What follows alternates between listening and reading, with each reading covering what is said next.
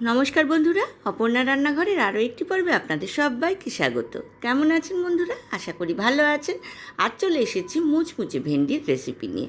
ঝটপট বাড়িতে আমি কিভাবে এই মুচমুচে ভেন্ডি বানালাম চলুন দেখে নিই। তার জন্য নিয়ে নিয়েছি আমি 12টা ভেন্ডি বা ঢ্যাঁড়স। খুব ভালোভাবে প্রথমে ধুয়ে শুকনো কাপড় দিয়ে মুছে নিয়েছি। এইবার ভেন্ডিগুলোকে প্রথমে মাথাটাকে কেটে নিয়ে ছুরি দিয়ে 4 ফালা করে নিচ্ছি। ভেতরের বীজগুলোকে আমি বার করে নেব।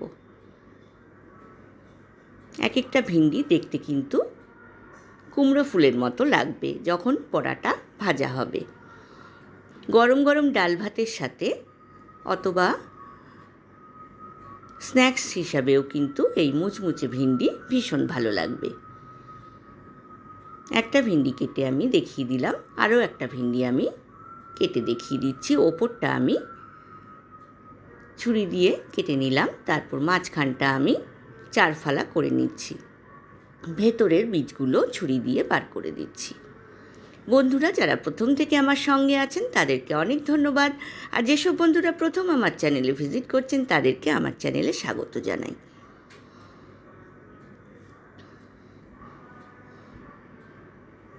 এইভাবে আমি সবগুলো ভিন্ডি কেটে নিয়েছি।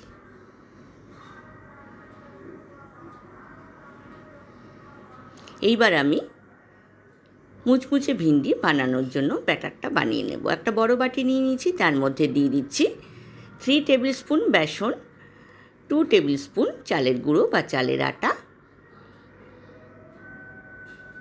আর দিয়ে দেব 2 টেবিল স্পুন ময়দা। দিয়ে দেব 1/4 টেবিল স্পুন বেকিং পাউডার, স্বাদ মতো নুন আর চিনি, আর দিয়ে দেব 1/4 টেবিল স্পুন করে হলুদ গুঁড়ো,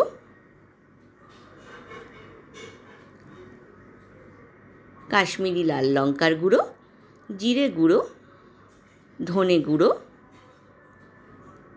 আর দিয়ে দেব ভাজা জিরের গুঁড়ো, দিয়ে দেব গোলমরিচের গুঁড়ো, দিয়ে দেব পোস্ত আর কালো জিরে। সব শুকনো উপকরণ আমি খুব ভালোভাবে স্পুন দিয়ে মিক্স করে নিলাম। এবার দিয়ে দেব 1 টেবিল স্পুন রিফাইন অয়েল। খুব ভালোভাবে মিক্স করে নিলাম। এবার অল্প অল্প করে জল দিয়ে এর একটা ঘন ব্যাটার বানিয়ে নেব। বন্ধুরা রেসিপিটা ভালো লাগলে লাইক, কমেন্ট, শেয়ার করতে কিন্তু ভুলবেন না। পাশে থাকা বেল আইকনটা প্রেস করবেন, তাহলে আমার নতুন নতুন রান্নার নোটিফিকেশান বা আপডেট কিন্তু আপনার কাছে প্রথম পৌঁছবে।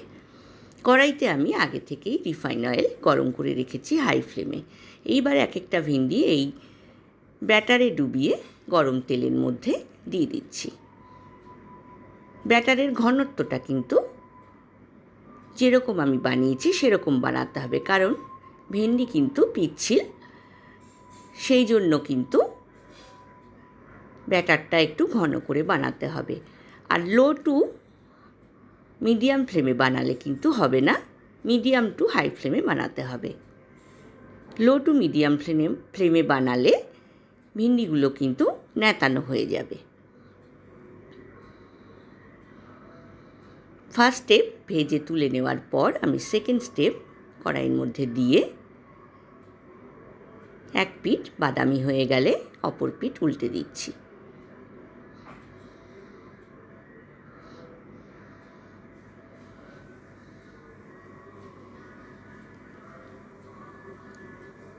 আপনারাও বাড়িতে বানান, আমাকে কমেন্ট সেকশানে কমেন্টস করে জানাবেন আপনাদের কেমন লাগলো। দেখুন কতখানি ক্রিস্পি এই মুচমুচে ভিন্ডি হয়েছে। সেকেন্ড স্টেপও আমি ভেজে তুলে নিয়েছি। এইবার আমি সার্ভিং ট্রেতে সার্ভ করে দিয়েছি। বন্ধুরা আজ এ পর্যন্তই। বন্ধুরা দেখা হবে আবার নতুন রেসিপি নিয়ে। ভালো থাকবেন, সুস্থ থাকবেন। ধন্যবাদ।